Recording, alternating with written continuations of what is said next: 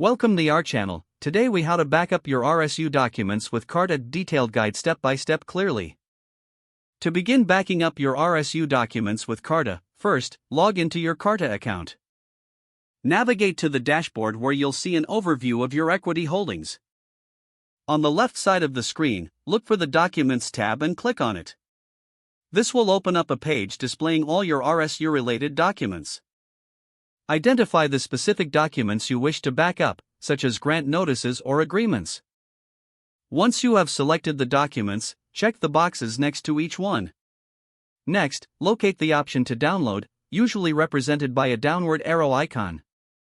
Click on the download icon to initiate the file transfer. Your browser will prompt you to choose a location to save the files on your device. Select a folder that you can easily access later for your backups. Ensure that the files are saved in a secure and organized manner. After downloading, navigate to the folder where you saved the documents. Confirm that all selected files have been downloaded successfully. For added security, consider uploading these documents to a cloud storage service. This will provide you with an additional layer of backup. With your RSU documents securely saved, you can access them anytime.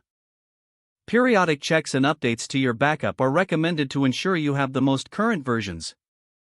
Follow these steps to maintain a secure backup of your RSU documents with Carta. If the page does not load, refresh the browser or try again in a private or incognito window.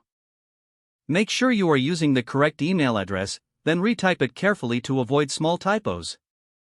If your password is not accepted, use the reset option and create a new strong password you can remember. Check your spam folder for verification or security emails, then complete any requested confirmation steps.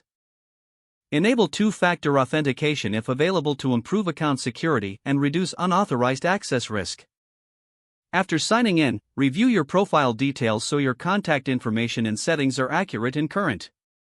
If you see an error message, note it down and try again after restarting your device and internet connection. Log out when you finish, especially on shared devices, to keep your account and payment information secure. If the page does not load, refresh the browser or try again in a private or incognito window. Make sure you are using the correct email address, then retype it carefully to avoid small typos.